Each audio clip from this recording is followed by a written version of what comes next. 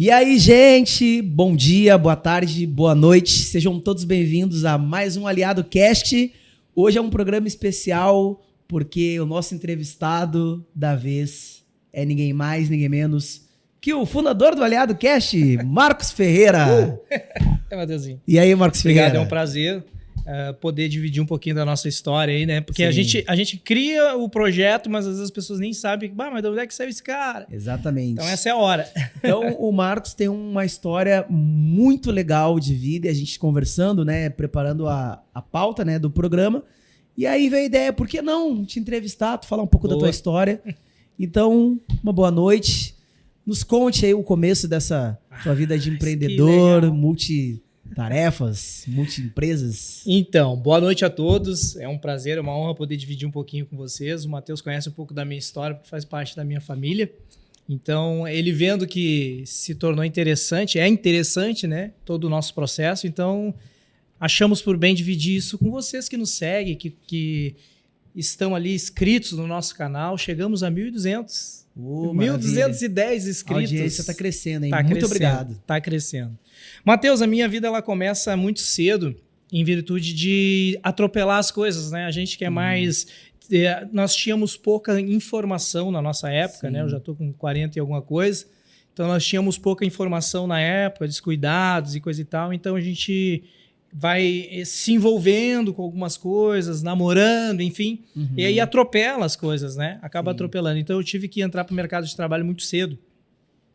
E nessa de entrar no mercado de trabalho muito cedo, em virtude da responsabilidade que eu já tinha, que meus pais haviam me passado, então eu tive que começar a trabalhar muito cedo. E quando começou a trabalhar muito cedo, já era por causa que tinha filho ou...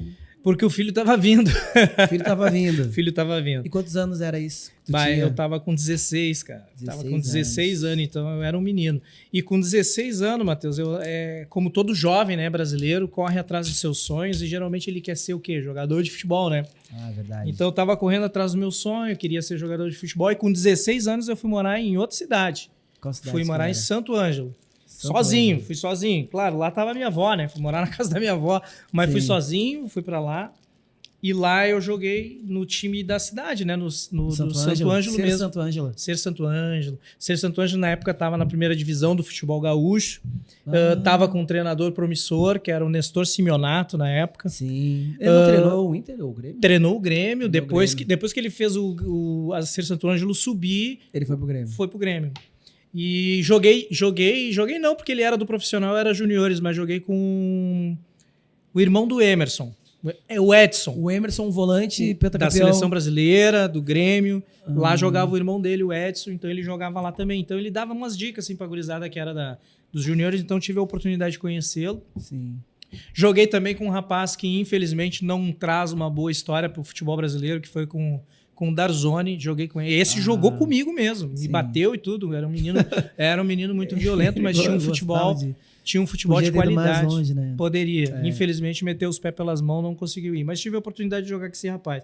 E estando lá, a minha mãe me liga, pô, Marcos, tu foi embora e deixou a menina grávida aqui. Ah, você sabia da gravidez? Não, eu não sabia, gente. Tá, eu não sabia. Tá. Eu fui não para fugir da responsabilidade. Eu fui para realmente tentar a sorte, né? Tava atrás do virar sonho, o jogo, né? atrás do sonho. Né? Aí a minha mãe que me disse, porque ela não quis me dizer e tal. Se a tua mãe não te falasse, nem ia saber. Não ia porque ela disse também, a minha esposa não ia disse falar. que não ia falar. E aí eu vou tentar mais uma vez aqui, se aqui não der, eu tô voltando, e seja o que Deus quiser, né?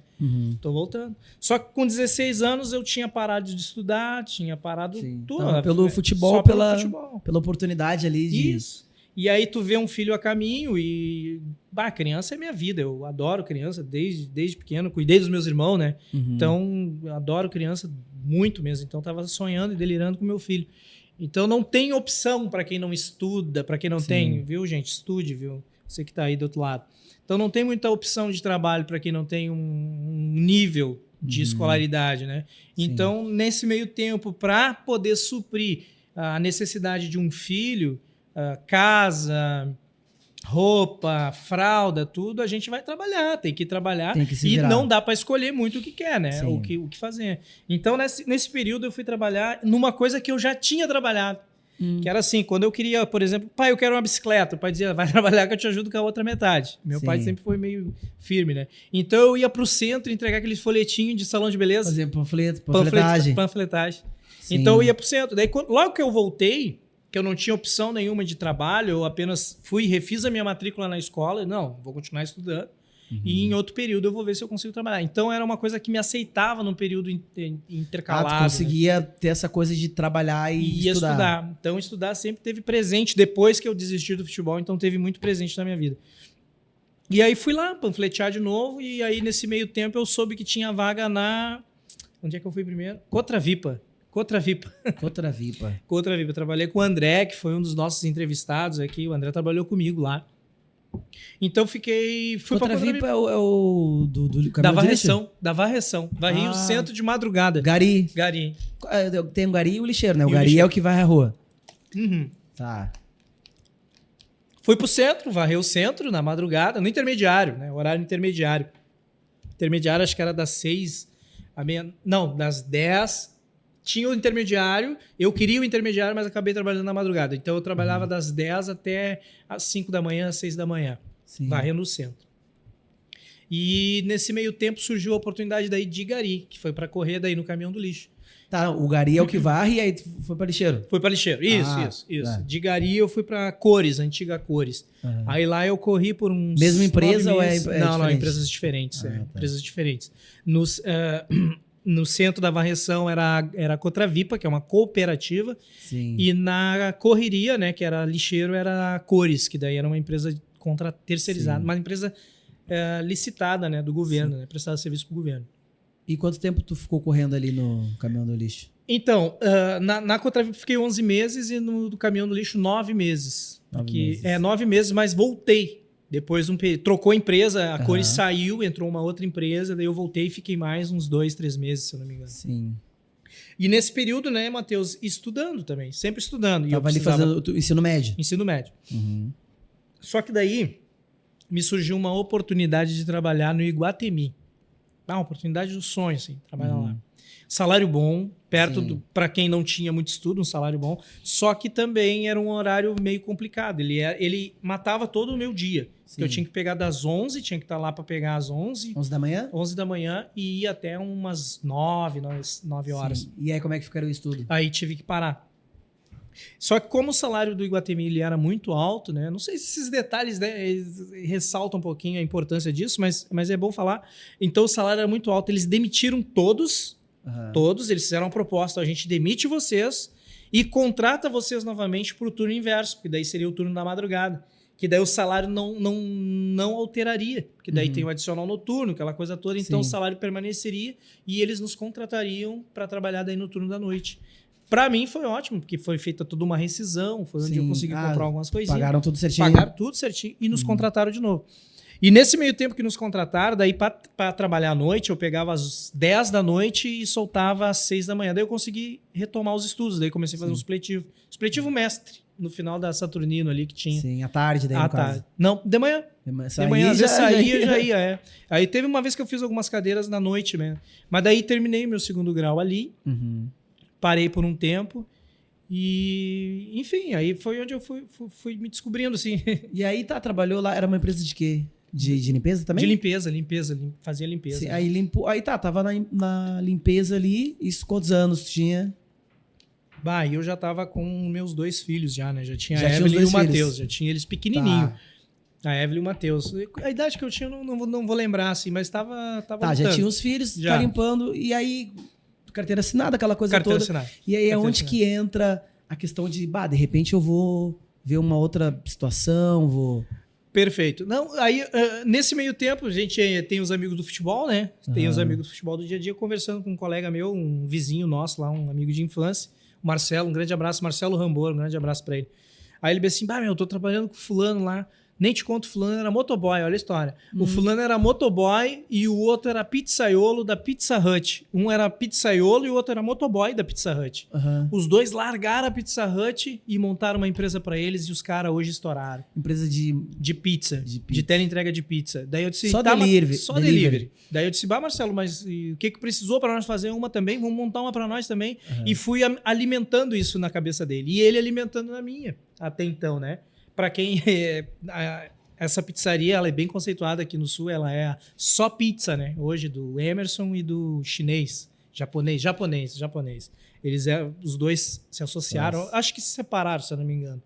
Então, esses dois montaram essa pizzaria e teve sucesso. E o Marcelo, não, vamos montar porque vai ter sucesso. Aí montamos uma Se pizzaria. inspiraram no...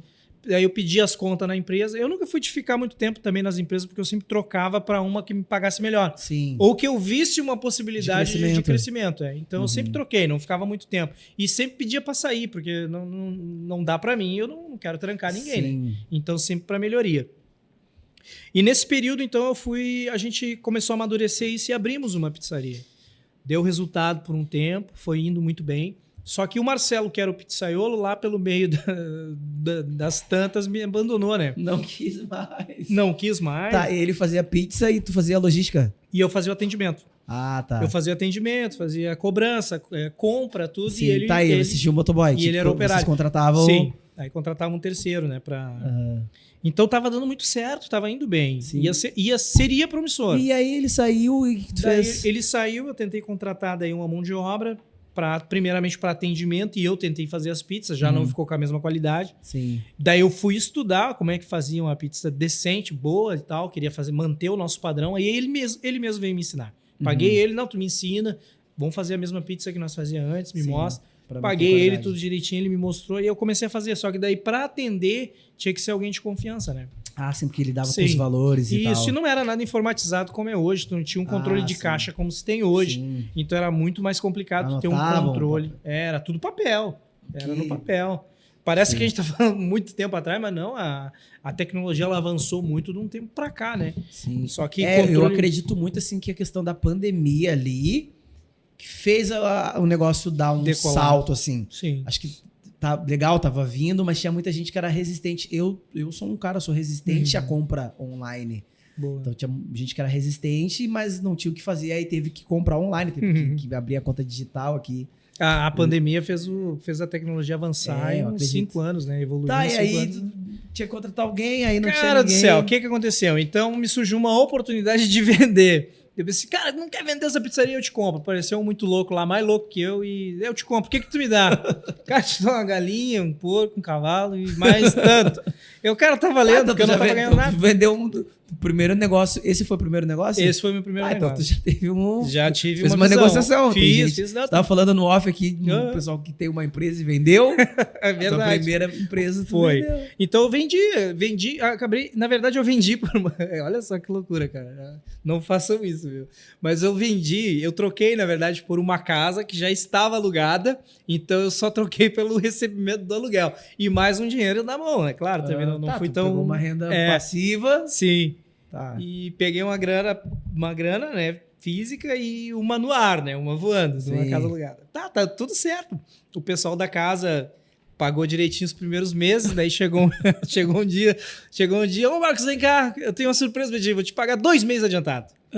Pensa numa felicidade pra quem, pegando aquela grana Tá, mas toda. aí os inquilinos aí pagavam, tu virou o dono da casa. Eu virei o dono da Ah, casa tá. e o aluguel era convertido pra mim, né? Tá. Então o que aconteceu? Esse pessoal me pagou 2 meses adiantado, 2 meses eles não me viram, eu não fui lá. Sim. Quando eu voltei no terceiro mês para cobrar o terceiro mês, que daí nós já tava no 9º mês, eu acho, vingou, por um bom tempo vingou. Uhum. Quando eu fui lá para cobrar, já eram outros donos, eles venderam a casa e foram embora. Cara, venderam a casa e foram embora. E eu vou reclamar pra te deram quem, um cara? golpe. Me deram um golpe. Meu Deus. Vou reclamar pra quem? Aí você vai dizer, não tinha Eles um venderam- contrato, não tinha nada, não Que tinha. loucura isso aí. Bah. Imagina isso na vila, né? Aí tu Dentro da chegou vila, lá não tem e como. tal, cadê o fulano? Não, comprei do fulano, tá aqui. Tá aqui. Daí eu disse, é mesmo, essa casa é minha, como é que tu comprou dele? Daí, então vai reclamar pra ele. Olha, ele foi pra lá. Não, quer saber? Deixa assim. Deixa assim. Melhor deixar assim. Ah. Aí deixei. E aí entrou a fé, né, na minha vida, né? Entrou a fé na minha vida, daí eu montei uma empresa de teleentrega. Sim, tá, daí tu tava nessa situação, aí tu se converteu, começou a... Isso, daí deu uns perrengues familiar e tal, aquela coisa toda. E aí eu achei por bem assim, não se é para dar mais atenção para minha família, eu preciso montar algo que eu consiga gerenciar e eu consiga administrar o meu horário, fazer meu tempo, fazer meu horário. Então essa questão de ter um negócio já te acompanha há muito tempo. Cara, com 23 anos eu abri a pizzaria, né? Com o Marcelo, 23 anos. Com 27 eu me converti. Sim. Com 27 eu me converti, com 28 eu abri a teleentrega, né? Que é... Sim. me esqueci o nome agora da empresa, cara. Eu sei que era Express no final. E promissor também. Tava indo bem. Nós começamos com uma moto, no meio nós já tava com 4, daí depois caímos para 2 de novo. Sim. Aí, falta de mão de obra. Como é que funcionava a questão das motos? Tu comprava as motos ou tu pegava a galera que tinha uma moto e... Então, é assim, ó, no início de tudo, tu começa tu fazendo, né? Sim. Então, com uma moto só, eu fazendo. Comprou a moto Isso. Aí abriu a possibilidade de eu comprar mais uma. Eu comprei mais uma. Tinha 2 na empresa, adesivada, baú adesivado, tudo certinho. E aí eu vi a necessidade de contratar alguém. Daí contratei alguém para pilotar essa moto que estava parada. Os outros que vieram com as suas motos, que para mim era excelente, né? Era excelente. Só que depois de um tempo, o volume de entregas era documentos, né? Fazer entrega de documento, tudo que pedisse para nós entregar, nós entregávamos. Então, o volume aumentou de entrega. Então, a gente começou a pecar com 4. E aí eu vi a necessidade de chamar mais gente. Isso. E aí, nessa de chamar mais gente, não consegui ninguém, fui eu fazer as entregas. E nessa de eu fazer a entrega, as 2 motos que eram minhas, tomamos multa. Eu tomei multa, o outro rapaz tomou multa, eu me acidentei. E aí, das 2 motos, nós transformamos em uma, para poder ficar com uma girando. E aí começou o pessoal não vir, aquela coisa toda. E a incerteza, né? Sim. E aí achei por bem também encerrar, mas essa foi uma das empresas que mais durou. Não consegui vender, Vendi, mas não vendi pelo valor que eu queria. O rapaz que estava comigo, o Andrei, grande amigão, foi morar em Santa Catarina, ele estava trabalhando comigo, ficou um tempo segurando a bronca lá. Se interessou, daí eu vendi para ele. Passei para ele com cliente, telefone, tudo para ele. O interessante, assim, no que tu tá contando é que não foi uma quebra. Chegou um tempo que não funcionou mais ali para ti, tu conseguiu vender, passar. Interessante. Aí entra um gatilho, né, Matheus, que a gente não pode desistir na primeira. Porque se eu desisto na primeira, lá já não tinha montado a segunda. Não teria nem montado a segunda. E então daí, como eu vendi para ele, fiquei sem opção, né? E já com o 2º grau completado e tudo, daí me chamaram para trabalhar na Honda. Depois de muito tempo sem assinar a carteira. Daí tu vendeu a empresa e aí, agora o que aí eu vou fazer? Tinha renda, não tinha mais, filho, né, esperando para comer, crescendo. Não tinha o que fazer. Então me chamaram para trabalhar na Honda, eu fui lá ver o salário, Jesus amado, como é que eu vou sobreviver com isso aqui? Então era muito pouco do que eu já ganhava antes com as empresas. Mesmo as empresas estando defassadinha, era mais do que um salário de carteira assinada. Aí fui trabalhar lá, fiquei um período lá. Aí comecei a ser mentorado pelo pastor José Luiz, que é o que teve aqui. Também a gente já entrevistou ele começou a me orientar. Ele disse, Dogão do Zé. Dogão do Zé, grande abraço, Zé. Fazer diferença lá na região metropolitana, hein? Já estão em 3 lugares já, né? Gravataí, Cachoeirinha e na divisa de Alvorada. Alvorada, isso mesmo, Alvorada. Dogão do Zé, procure lá que você vai encontrar. Vou comer um dogão lá qualquer hora dessas, hein? Também quero, esse merchan vale um dogão, não vale? Vale, né? Faz tempo que a gente tá... Tá pra ir, não vai, né? E aí o Zé começou a me mentorar ali, e também ele viu um pouquinho das minhas dificuldades, da minha luta, né? Só que, Matheus, eu gosto de me desafiar, sabe? Então o que eu fiz? Eu comecei a bolar uma estratégia. Eu comecei a unir as 2 coisas. Meus filhos eles ganharam uma bolsa de estudo num colégio particular. Isso os filhos pequenos ou os... Não, eles não eram tão pequenos, cara. O Matheus e a Evelyn, deixa eu ver, eles foram para 5ª e para 6ª série. Sim. Não vou saber assim. E aí, tu já tinha os pequenininhos? Não, os pequenininhos vieram depois. E aí então, bolei uma estratégia. Não, já tinha os pequenininhos. Já tinha o Estevão e a Gabi. Já tava com os 4. Já tava com os 4 e na luta. Na luta. Olha só que desafio, gente. Que desafio. E aí me surgiu essa oportunidade, então, em cima da mentoria que o Zé me deu, de abrir uma lancheria. Porque ele dizia, né? Ó, mesmo assim tu vai ganhar um pouquinho mais, vai ser bom. E eu já tinha tido a experiência de ter um ganho maior. Sim. Ah, eu não te contei, mas na pizzaria, lá o primeiro negócio, o Zé era nosso sócio também. Ele foi nosso sócio também. Era eu, o Marcelo e o Zé. Sim. O Marcelo, eu e o pastor, né? O Zé. Só que daí o Zé tava passando por um processo lá, né, Zé? E aí ele não conseguiu assumir junto com a gente, ele abriu mão da sociedade, né? Deixou o investimento dele e abriu mão da sociedade, enfim. Mas então, ele tinha essa liberdade de me dar essa orientação, porque ele já sabia, já estava vivendo aquilo, né? O Zé já vinha de 5 anos já de lancheria e decolando. Ele seguiu o caminho dele e aí abriu o negócio dele em uma outra parte. Isso. Daí quando a gente se reencontrou, acho que ele já tinha passado ali uns 10, 15 anos, tinha passado um bom tempo já. E aí a gente se reencontrou, daí ele, cara, vamos fazer assim, assim, assim, me mentorou, me mostrou como é que funcionava o negócio, me despertou, me ligou uma chave de novo, daí eu disse, cara, acho que eu vou fazer isso aí. Nesse período eu fiquei, cara, deixa eu ver, eu acho que eu fiquei uns 2 anos sem empreender em nada. Assim. Sim, só trabalhando. Só trabalhando aqui e ali, né? Trabalhando numa coisa e em outra. E aí tava na Honda, e aí surgiu essa bolsa de estudos para os meus filhos. Daí eu vi assim, tá, mas como é que eles vão fazer essa mudança, né? Eles vinham de escola pública, uma escola mais frágil, mais fraca no ensino, para uma escola pública. Daí eu propus para minha esposa, eu disse assim, não, eu vou aprender e vou ensinar eles.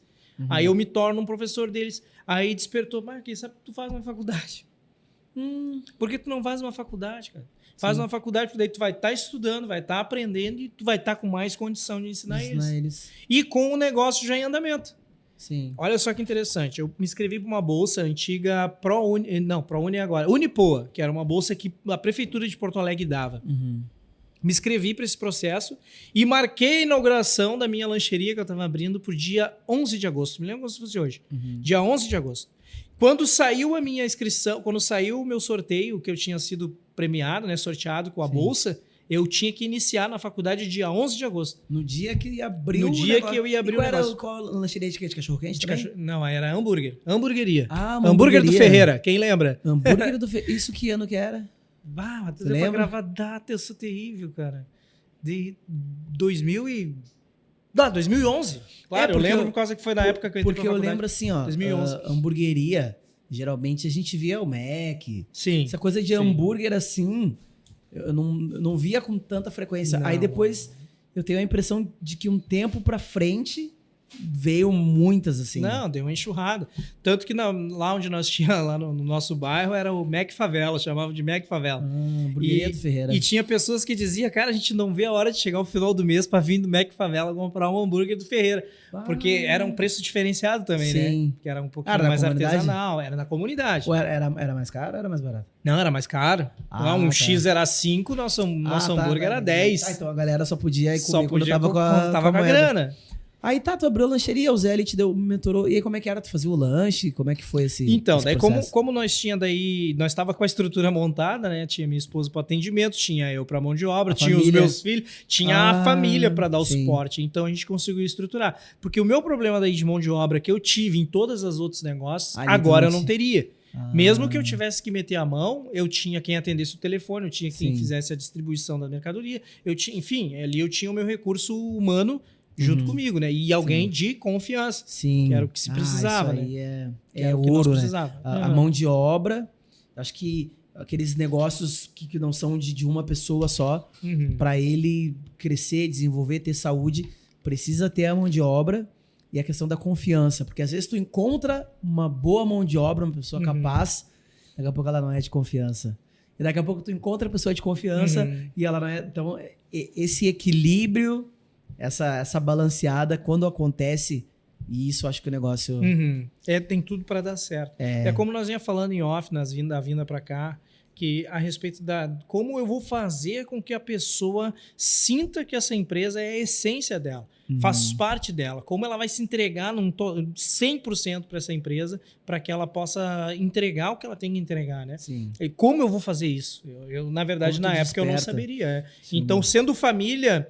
eu saberia como cobrar, eu saberia como exigir.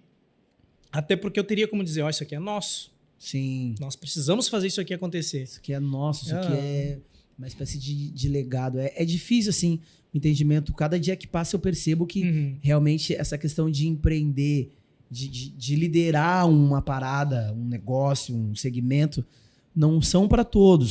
Tá disponível para todos, mas não é para todos, porque esse entendimento, a gente escuta tanta coisa, mas eu não vou fazer isso para fulana porque é ela que tá enriquecendo, essa fulana que tá enriquecendo e eu não tô.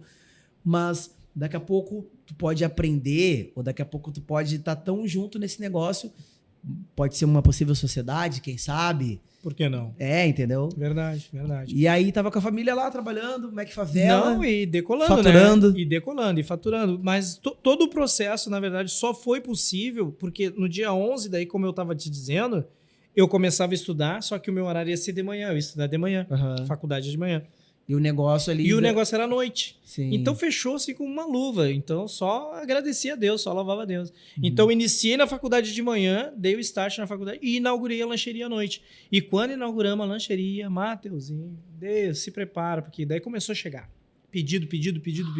Então a coisa decolou, foi muito rápido. Foi muito Imagina. rápido. Não, em menos de um ano eu paguei o investimento. Que eu fiz um empréstimo para abrir a lancheria. Não façam isso, viu? Sim. Mas eu fiz um empréstimo. Ou faça, se você tiver coragem, faça. Eu não sei. Pé no chão, vai embora. Eu tava ouvindo o Flávio Augusto, acho. Do primeiro passo em dívida. Não, o problema não é do primeiro passo em dívida, porque, tipo assim, é um exemplo, tá? Vou pegar um empréstimo. Mas se eu pegar um empréstimo para pagar contas do mês, ou para fazer esse dinheiro... Mas agora, eu peguei um empréstimo. Claro, o negócio tudo é um risco. O negócio pode não dar certo. E o negócio não deu certo, ficou com a dívida do negócio. Mas e se o negócio der certo? Tu paga a tua dívida, tu tem o teu lucro e tu tem um reinvestimento daquele dinheiro que veio do empréstimo que tu fez. Então, às vezes, né, as pessoas que estão aí, mas o que eu faço? Eu tenho limite de cheque especial aqui. Tenha bons mentores, estuda o negócio, vê se é possível, calcula o risco do negócio que pode ter. Verdade. E se tiver que ir, meu velho, minha velha, bora, a vida é uma só, né? E se não, isso aí, e se tu não faz o empréstimo? Não faço o empréstimo, não teria saído dali, né? Essa empresa, para mim, ela serviu como um degrau assim maravilhoso, porque a partir dessa lancheria, até então era uma lancheria familiar, mas depois do meio do ano, assim, depois de 2 anos, eu tenho fotos, eu vou ver se eu coloco na nossa edição depois umas fotos aqui. Nós chegamos a um ponto de ter 15 funcionários, sendo 9 de carteira assinada, né? 9 de carteira assinada e o restante era motoboy. Nós tínhamos 6 motoboy. No domingo tinha 10. Às vezes tinha 10. Uma lancheria com 10 motoboys? Uma lancheria. 10 motoboys. Nós fazia em média 150 entregas num dia. Numa noite, né? Então nós estávamos indo muito bem. Então foi onde eu consegui ali enxergar novos horizontes, onde abriu a minha mente. E foi onde eu consegui também tirar a minha família de um lugar e colocar num outro mais... E qual era a faculdade que tu estava cursando? A faculdade de engenharia. Faculdade de engenharia. E aí, como é que foi isso, assim, tipo... Matheus, então... O que te deu, assim, Boa pergunta, porque, olha só, eu me inscrevi para uma faculdade de administração. Eu queria fazer administração. Um negócio, sim, vou administrar. Administração. Aí me ligaram. Só que nesse período, sabe, lembra quando eu disse para ti que fiz o supletivo mestre, né? Sim. A gente fez um projeto, eu não lembro como é que foi, assim, bem certo o projeto, mas a gente fez um projeto e a professora nos disse bem assim, ó, nos avaliou, vocês fizeram um projeto como se fosse engenheiros e arquitetos. Foi um projeto maravilhoso, e era um projeto de matemática, se não me engano. E então eu me senti assim, o engenheiro. Quando me ligaram da Bolsa, disseram assim, alô, seu Marcos, tudo bem? Aqui é do Unipoa. Queremos te dizer que o senhor foi sorteado. Parabéns. O senhor está feliz? Não, estou feliz. Capaz que não. O senhor foi sorteado, só que tem um porém. O senhor se inscreveu aqui para administração, né? E em segunda opção para engenharia. Não temos vagas para administração. Mas temos para engenharia. O senhor topa fazer engenharia? Vai começar uma turma amanhã na Uniriter, o horário das 8 horas da manhã. Era quase um pegar ou largar. Então não tinha muita opção. Então eu topei. Daí me despertou, me ligou aquela chave daquele dia e tal. E eu, não, eu quero, vamos fazer. Vambora. Se é o que tem, vambora. E aí fui, porque envolvia matemática, eu gostava de matemática, envolvia cálculo, aquela coisa toda, né? Então, e tinha aquela coisa da base escolar para passar para os filhos, que era a minha intenção, aí, na verdade. Fechou, entendi o sentido. Aí fui, encarei. Só que nesse decorrer no período, nesse ínter aí que a gente tá vencendo, né? Enfim, com a lancheria, a formatura estava chegando perto, né?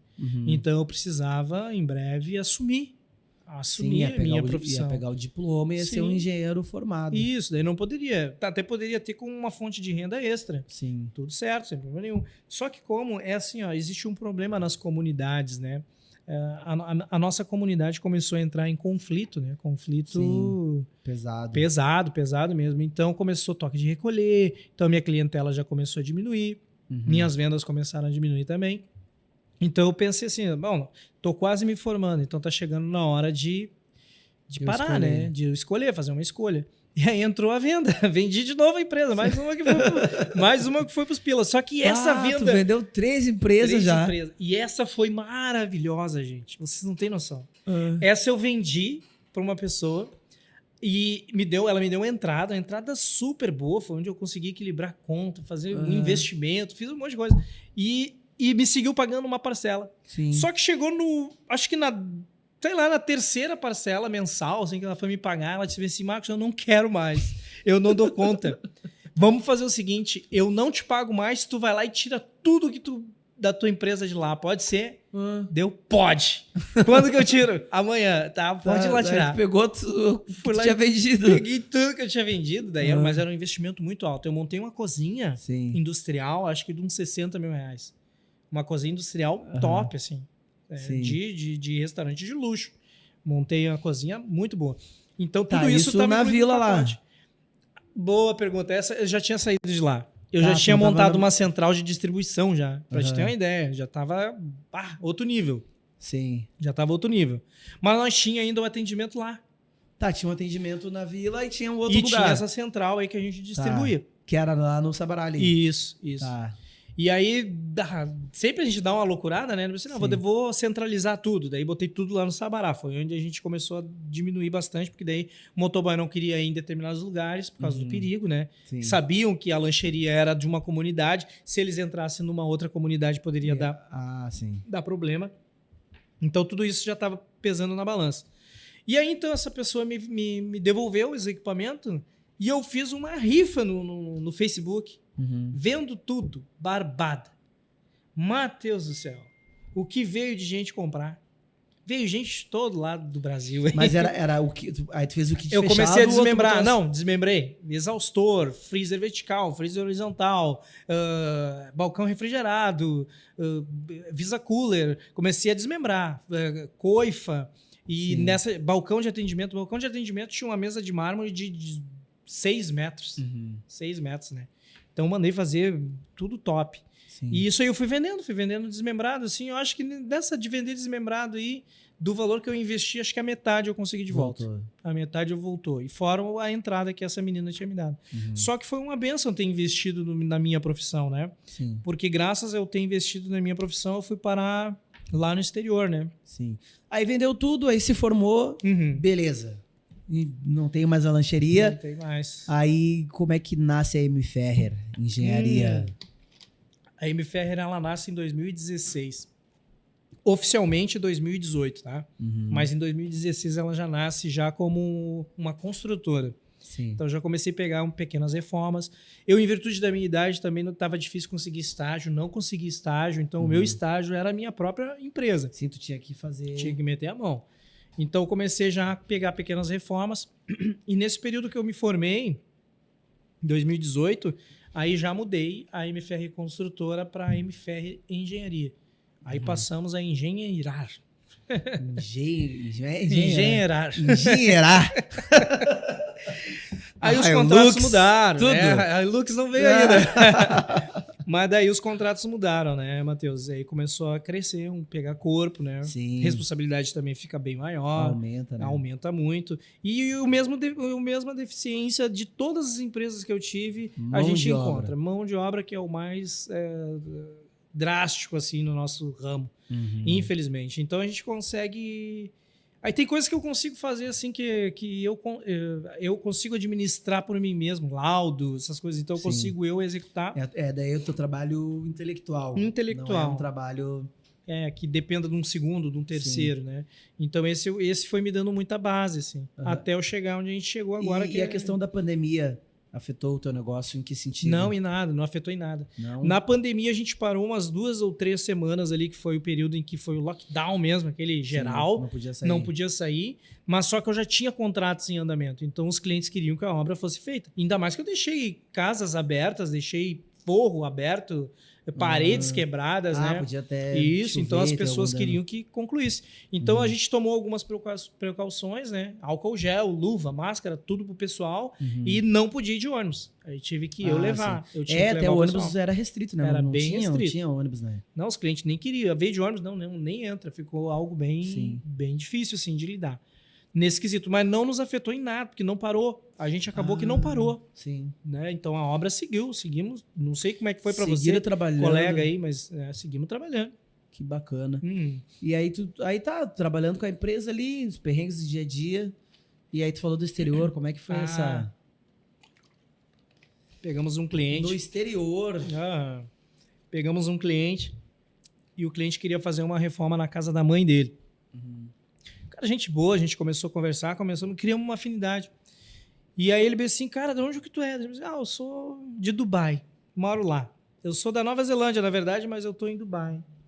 E, cara do céu, e aí, como é que tá lá? Como é que é aquilo lá? Eu disse, cara, pra te ter uma ideia, eu já tô vacinado. Aqui não tinha nem vacina ainda. E ele já tinha vindo de lá vacinado. Aqui não sabia nem qual vacina iam dar. Não tinha nem comprado. E ele já tinha vindo, cara, isso aí pode ser bom. Falei pra ele, isso aí pode ser bom. Olha só, Everton, o nome dele. Um abraço, Everton, se estiver vendo. Daí ele disse assim, cara, eu falei pra ele, né, eu tô com um plano aí, de repente, levar a família para os Estados Unidos. Gosto muito de lá, gosto da ideia de lá. Quero ir legal pra lá, fazer tudo isso direitinho, né? Assim, cara, não perde tempo, vai pra Dubai que é melhor. Disse, mas como que eu vou pra Dubai e não tem ninguém lá, cara? E nos Estados Unidos tem alguém? Não, também não. Mas pelo menos o cara vai mais... Os Estados Unidos parece que é mais familiar pra gente. Não sei se é mais familiar, mas parece que é mais aberto, né? A gente tem essa impressão porque não conhece. Daí surgiu a oportunidade de conversar com o Everton de forma mais aberta, né? E aí o Everton me disse, cara, eu tô levando uma representação para lá, para Dubai. E eu vou precisar de um técnico que me ajude nas instalações. Tá disposto aí? Mas como assim? Vamos conversar, né? Vamos entender melhor isso aí. E nesse meio tempo a reforma da casa da mãe dele tá rolando, então tava entrando no capital. E infelizmente ele também estava lidando com uma enfermidade, que era o pai dele, né? O pai dele veio a falecer nesse período.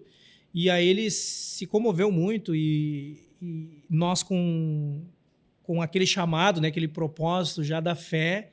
Então a gente foi um ombro amigo ali para ele, consolamos ele, eu e as pessoas que estavam ali comigo. E ele sentiu uma confiança muito grande em mim, né? E ele me fez essa proposta e disse, não, cara, tu vai e eu pago tudo comigo, vamos embora. Só que chegando lá nós vamos 50-50, né? Vamos trabalhar. Vamos trabalhar, baixar a cabeça e trabalhar.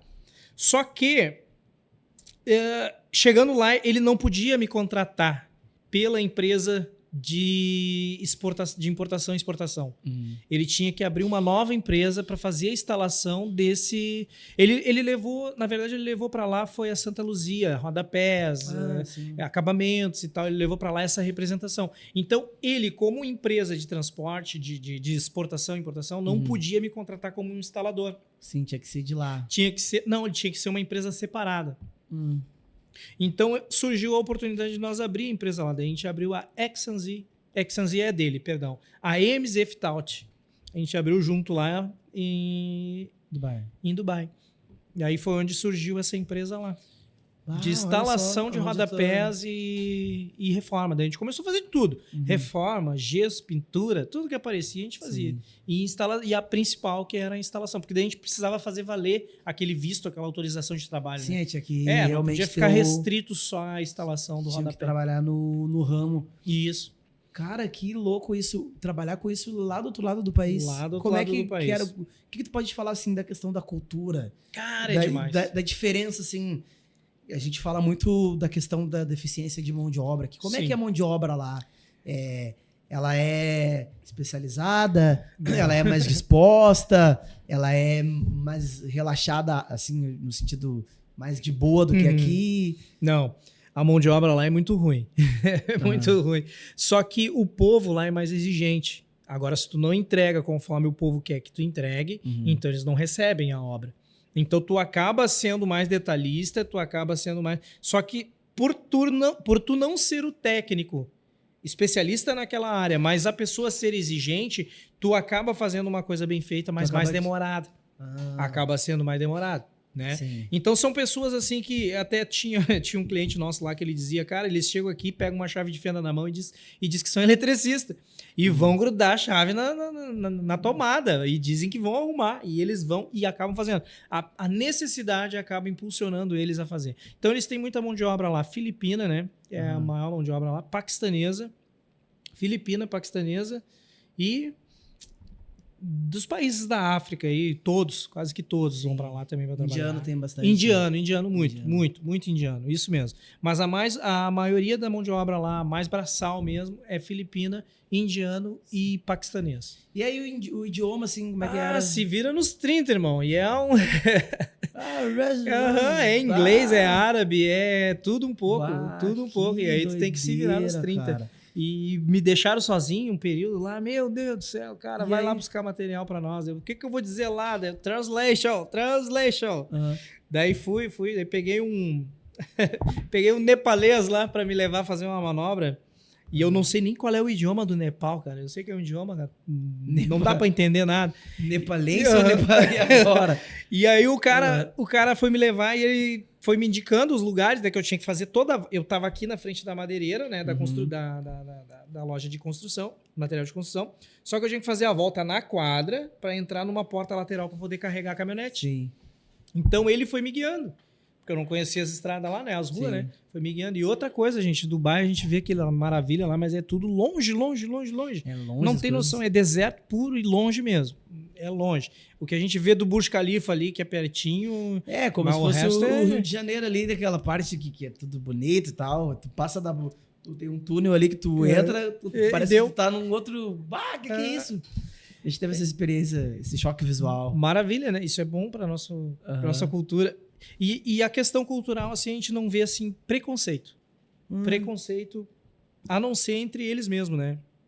Há um preconceito entre indianos com indianos, tem um preconceito. E tem um negócio de... É verdade do Dalit, Não, tem a casta, né? Da novela lá, que o fulano é o Dalit. E era o rejeitado, andava até como... Não sei se isso era só... Como eu não vi a novela, eu não consegui te dizer. Mas eles falavam muito da questão... Quem é noveleiro sabe o que eu tô falando. Eles falavam muito da casta, assim. Se tu vem de uma casta de faxineiro, eles vão te ter como faxineiro. A casta é a família? Isso. E eles conseguem se identificar. Se tu vem de uma família tradicional de comerciantes, ele vai ser comerciante aonde ele for. Tá, e será que não acontece? Tô te perguntando porque não sei se você deve saber de alguém que é faxineiro que cresce? Virou comerciante. Ah, tem muito. Mas e aí ele começa a desprezar quem é faxineiro. É terrível, é terrível. E eu vi, ninguém me contou, cara. Os caras são terríveis. Quando eu fui fazer os exames médicos lá para o visto, né? O visto lá para o visto de trabalho e tal. Eu fui fazer os exames médicos, tu faz com todo mundo. É indiano, é paquistanês, tá todo mundo chegando lá. Cara, eles empurram os indianos. Vai. Sabe? Com quem diz assim, é tua vez, cara, já te chamei. Agora os outros não, eles tratam com mais respeito, tratam mais normal. Mas assim, e a maioria dos médicos e enfermeiros que nos atenderam lá eram indianos. Então, indiano com indiano, eles se maltratam. Né? Até posso estar falando bobagem aqui, você me corrige aí se eu estiver mentindo. Mas isso aconteceu lá, eu vi. Não, é que foi uma vivência tua. Sim. Que nem, não sei o que, mas tu viu? Tu tava lá, né? E aí eu perguntei... Por qual motivo, de repente, o motivo pode não... Mas tu viu, né? Sim, daí eu acabei perguntando assim, Everton, por que ele se trata assim? Não, é questão de casta. Se ele vem da Índia para trabalhar aqui e reconhece que ele vem de uma casta mais baixa, ele vai ser desprezado por aquele que tem a casta mais alta. Então eles se desprezam, em vez de se amar, se ajudarem, né, sim. Cara? Já mas, é diferente enfim, em outras culturas, né? Bem... Em outras culturas... Ajuda o irmão ali a crescer, todo mundo cresce. Falo muito dos judeus, né? Nesse sentido, assim, dizem que... São muito se ajudar, né? Hoje em dia, os árabes, os muçulmanos são assim também, né? Também. Eles absorveram esse tipo de cultura. Quanto tempo durou teu tempo? Fiquei 6 meses lá. 6 meses. 6 meses lá com a empresa e tudo. Daí surgiu algumas coisas aqui no Brasil também que me impulsionaram a voltar. E, na verdade, foi o que a chave, né, que eu precisava. Eu, por mim, claro, não teria vindo, né? A gente quer... É um outro país. a gente quer tentar até o fim, até a outras última, né? oportunidades. Claro. Só que lá aconteceu algo maravilhoso também. Vendi a empresa, vendi a minha parte da empresa. Vendi. Surgiu um comprador. É um vendedor de empresas. Eu acho que essa é a minha profissão, cara. Olha, eu tô começando a acreditar que é isso aí mesmo. Então, a gente foi fazer uma reforma, né, na casa de um cliente lá, e conversando com o cliente, meu, tô louco pra entrar de sócio com vocês, porque eu acho que isso aí é promissor. Eu disse, então não entra de sócio, compra a minha parte. E ele disse, sério, eu tô indo, vou ter que voltar, cara. Tá surgindo uns problemas aí sérios lá no Brasil. E a família ficou aqui. E a família tava aqui. A família tava prestes aí. Já tava com tudo certo para ir, passagem, tudo certo, já tava tudo encomendado. Mas o que aconteceu aqui no Brasil que me trouxe de volta foi muito sério, então eu precisava voltar, né? Que é algo que tu sabe, né? Nosso pastor aqui faleceu e eu tava na linha de frente para assumir. Não era essa a intenção, mas, sabe, ovelha desgarrada, ela fica sem pastor, aí ela se precisava perde. voltar para... Daí eu precisava voltar para pelo menos não deixar tão disperso, assim, sei lá, não sei, foi algo muito forte. Sim, voltou. Daí voltei. E nesse meio tempo vendi a empresa lá. Sim. E vida que segue, estamos aqui. Acho que a gente falou com a Jaque Sim. sobre a vida do empreendedor ser... Altas e baixas. Como é que é o negócio do médico? Eletro? Eu usei esse termo ontem lá na igreja também. Que não é uma coisa... Não é reto, constante. Assim. Ela vai... Picos, né? Tendo picos. E muito interessante. Cara, foi uma experiência... Aí tu voltou pra cá, aí tinha a M. Ferreira aqui, e aí eu tava ali. Tava lá. Agora eu tô aqui te fazendo perguntas como se eu não soubesse de nada. Mas a nossa audiência não sabe. Sim, eles que precisam ficar sabendo. E aumentou, a audiência aumentou, precisamos informar essas pessoas. Mas quem tá acompanhando, mas o Matheus... Eu fiquei tranquilo, gente, eu não tô aqui não tô mentindo. Eu tô fazendo as perguntas, né? Mas eu sei da história, mas eu não sei dos detalhes internos que ele tá contando aqui. Então, tu voltou, aí a gente tava com a M. Ferreira ali, fazendo algumas coisas aqui, e aí agora eu preciso... O que eu vou fazer? Pois é. Como é que vai ser? E não é só isso, né, Matheus? Aí tu volta, tu volta meio frustrado, né? Porque tu entregou tu dedicou uma força, uma energia naquilo e aquilo não aconteceu, né? Sim. E aquilo não virou. Ainda que eu tenha vendido a empresa lá e tudo, os recursos que eu consegui arrecadar não supriam as despesas que a empresa gerou aqui. A minha empresa tinha deixado, né? Mesmo tu estando à frente, tu sabe que não foi fácil. Então a empresa gerou algumas despesas aqui que para eu colocar no eixo de novo, levaria tempo. Levaria tempo. Leva tempo até, tá levando até hoje, né? A gente não conseguiu ainda dar essa engrenada, mas já conseguiu voltar pro mercado. Sim. Que era o principal, competir. Hoje a gente está competindo com grandes aí no Rio Grande do Sul, né? Sim. E fora também, não estamos perdendo para ninguém. A gente foi a Minas já fazer alguns orçamentos, só não virou a chave, né? Fomos a Minas, já fomos a alguns outros estados do país aí. Então a gente está em expansão. Tá no jogo, o negócio tá no jogo. Tá no jogo. Tá no jogo. Sim. Então quando a gente volta e assume as rédeas, a gente vem com sangue nos olhos, né? A gente quer que a coisa aconteça. E ainda não vendi essa empresa aí, mas se você quiser comprar, eu vendo. Tá? Quer vender? Venderia a M. Ferreira? Eu não sei, vamos ver. Tem um carinho tão grande agora pela M. Ferreira, né? E tá dando tanto retorno que... Glória a Deus, né? Sim, pode ser que tu esteja... Eu vi... a gente vê muita coisa, né? Que de repente pode estar um passo da tua grande vitória. Então, Matheus, isso que eu quero dizer. Eu postei, eu acho que não sei o que eu vi, que a tua vitória tá perto, só mais um passo. Não desiste agora. Porque a gente tem essa coisa assim de como a gente... Tudo que a gente conversa aqui, as pessoas que a gente trazem aqui, são histórias de pessoas que tomaram essa decisão de empreender, assumiram, né, os riscos. Algumas calcularam bem os riscos, outras só foram empurradas pela necessidade. Porque às vezes tu tem uma necessidade de tudo. Peraí, deixa eu fazer um cálculo aqui, se eu tirar R$1.000 aqui. Não, se tu tirar R$1.000 daqui e botar lá, se esse R$1.000 aqui não virar 2, tu não paga o teu 1.000, tu não paga o teu aluguel, tu não come. Então tu é obrigado a fazer o 1.000 virar 2. Sim. Mas é tudo do lado de empreender, assim, de vamos lá, vamos pra frente, vamos se desafiar, sabe? Mas são altos e baixos, né? E aí eu me perdi um pouco no meu raciocínio aqui, na verdade. Mas tranquilo. Mas a gente tô em baixa agora. Uhum. Eu vou parar. Eu vou voltar. Eu imagino assim, ó, que a gente tá no meio do oceano. Aí, tipo assim, ó, tu saiu da praia. Aí tu chegou, tu olha, eu posso voltar ainda pela minha força. Aí tu pode voltar. Mas tu chega a um nível de maré, de quilômetros ali, que tu não consegue mais voltar. Tu não tem o que fazer. A única escolha é parar e afundar, que consequentemente é morrer, Sim. aqui fazendo uma conjectura, ou seguir. Seguir aí, superando as tempestades da questão financeira, da mão de obra, daquilo que trava, né, o nosso negócio de acontecer. A gente usa muito a metáfora do arco e flecha, né? Uhum. Que às vezes a gente precisa ser puxado para trás um pouco, dar uns passos para trás para ser lançado um pouco mais longe.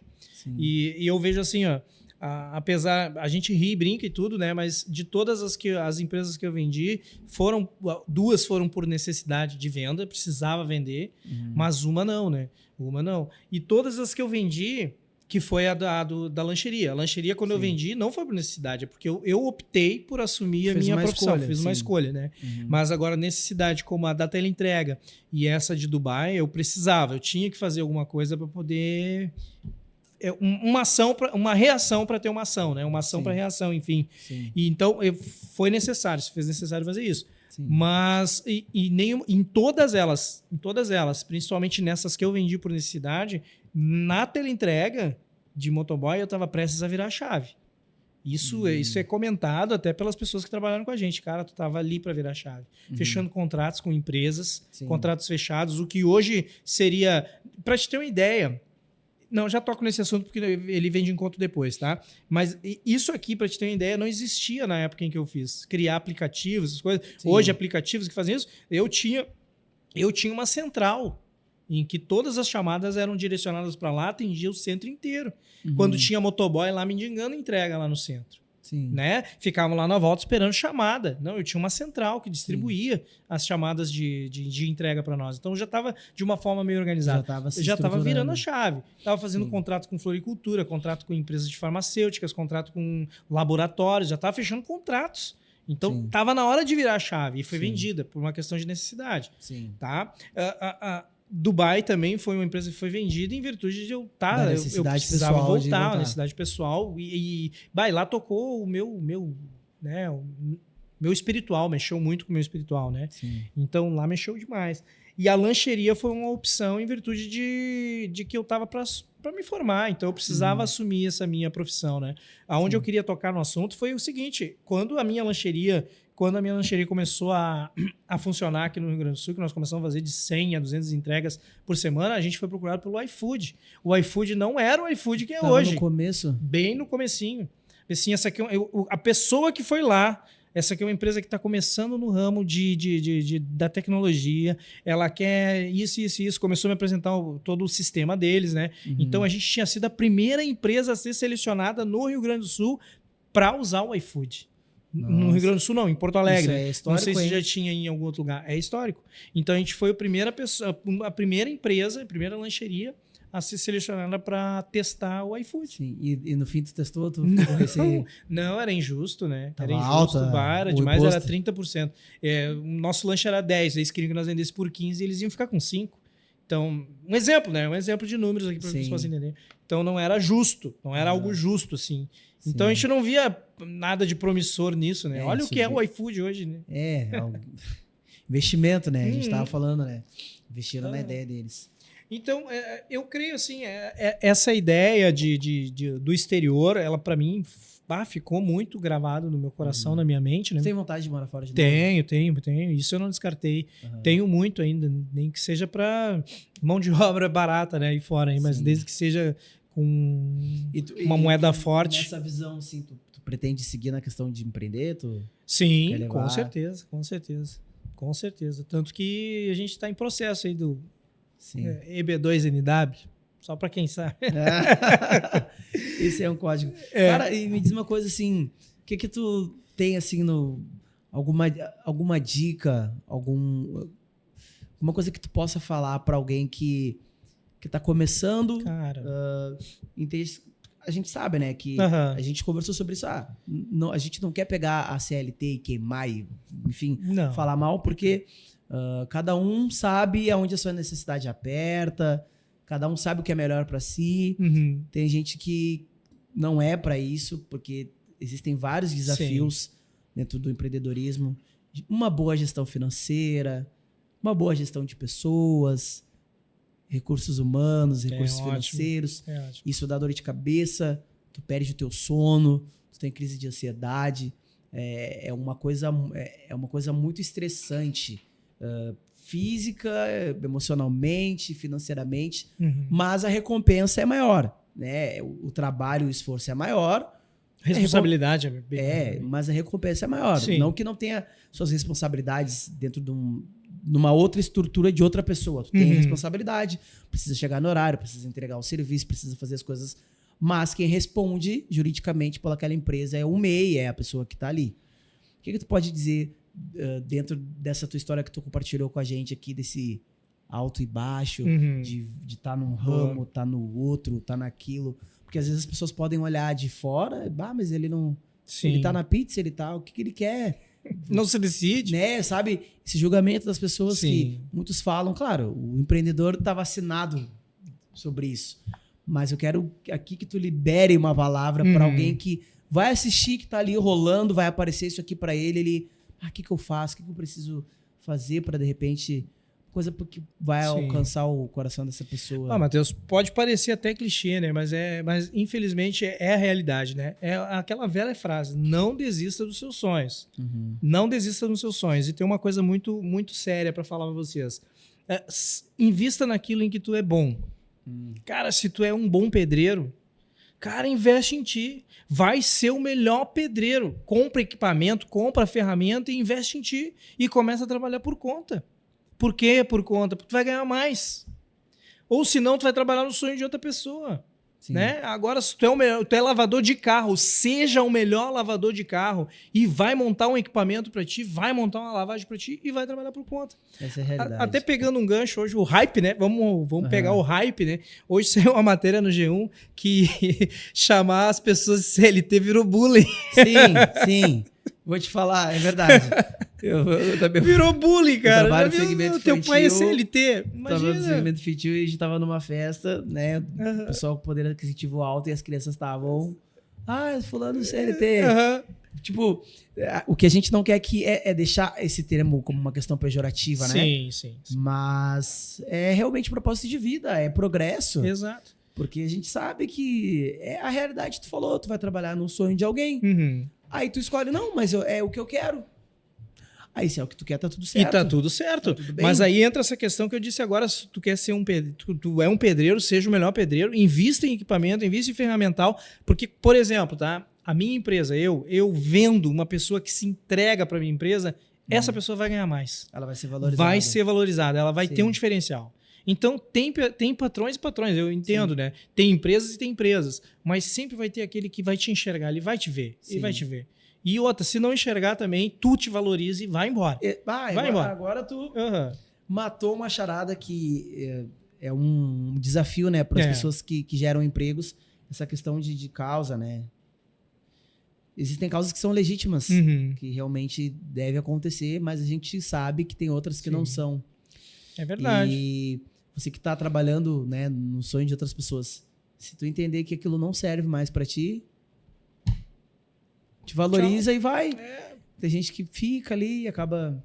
Enfim. Acaba prejudicando até o andamento do trabalho.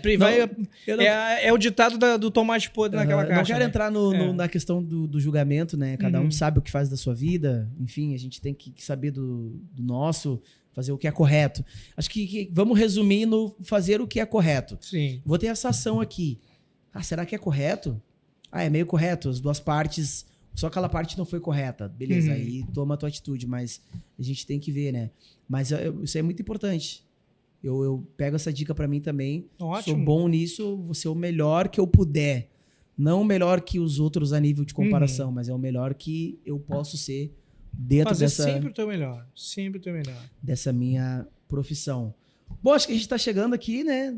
Temos alguns minutinhos aqui, finalizando essa entrevista especial num espaço diferente, você de repente vai reparar que a gente está aqui numa mesa diferente, mas esse foi o nosso Aliado Cast, um pouco da história do nosso querido anfitrião, Marcos Ferreira, uma história de superação, de resiliência, que ainda segue, né? Então eu desejo... Que nem tu diz, né? De Gari a Gari. Isso aí, deixa eu te falar, isso aí tinha que virar livro, hein? Olha aí. Tinha que virar livro e virar palestra. Porque o nosso podcast é com gente da gente. Pode não ser com os hypados, mas é verdade porque eu conheço ele é daqui e ele não quer me vender nenhum curso depois de como ficar lá. É a realidade da vida dele. Isso poderia virar um livro de experiências de Gari a engenheiro com filhos pequenos. Verdade. Marcos, obrigado pelo bate-papo. Que isso, prazer. E onde é que a gente encontra a M Ferrer, os teus planos, os teus projetos? Legal. Então a gente está lá no Instagram, @mferrerengenharia, muito fácil de encontrar. Ou então no WhatsApp ali, você pode também nos conectar no 51991698000. Tá, e olha só, antes de encerrar, tu pode falar um pouco pra gente deste nome aqui, Aliado. O que é Aliado? Beleza. O Aliado, na verdade, é uma plataforma que nós temos e administramos, é a Aliado Parceiro, plataforma Aliado Parceiro. Uhum. Só que as pessoas não estavam entendendo o que significava a plataforma Aliado Parceiro, que é uma plataforma que conecta clientes a profissionais, né? Engenheiros e arquitetos estão lá dentro dessa plataforma, o cliente entra lá, diz o que ele precisa, fala o que ele solicita e o engenheiro entra em contato com ele, ou o arquiteto entra em contato com ele. Através da plataforma. É como uma plataforma de conexão. O Uber, assim, eu Exato. preciso de um carro, o fulano tem um carro, tá lá. Faço a mediação. Perfeito, e é isso. Então, como as pessoas não estavam entendendo como era a plataforma, surgiu a oportunidade de fazer um... Vender. Tinha que fazer a propaganda, né? Tá. Eu fiquei pensando, cara, como é que eu vou fazer essa propaganda? Eu vou ter um custo, eu vou ter um gasto. Então, assim, vamos fazer o seguinte, vamos orientar essas pessoas ao empreendedorismo. Vamos orientar essas pessoas a verem como que funciona a plataforma e de vez em quando a gente fala um pouquinho, pega alguns cortes e lança lá. Então, em vez de fazer propaganda, a gente criou o Aliado Cast.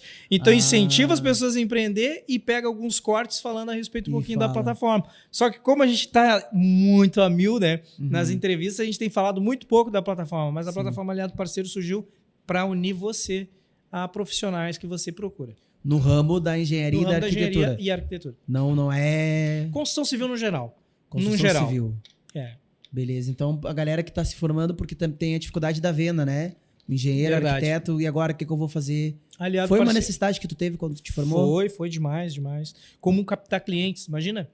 A gente verde, sai da faculdade, tu não aprende a captar cliente. Não aprende, tem que ir na raça. Então a plataforma surgiu com isso, porque daí o cliente já vai estar lá. O cara que cadastrar lá, o profissional que cadastrar lá, o cliente também está lá esperando ele. Tem clientes cadastrados lá. Beleza. Tanto clientes ele como só tem que se apresentar, né? Sim. Tô aqui. É que nem naquelas chamadas do Meet, né? De reuniões online, sim, né? Tem que levantar a mãozinha. Eu tô aqui.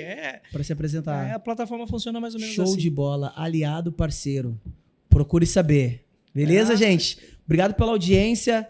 Curta, compartilhe, deixa seu comentário. Se concordou, se não concordou, a gente vai debatendo. Tá bom? Grande Mais abraço. uma vez, obrigado, Marcos. Valeu. Tamo junto. Até lá.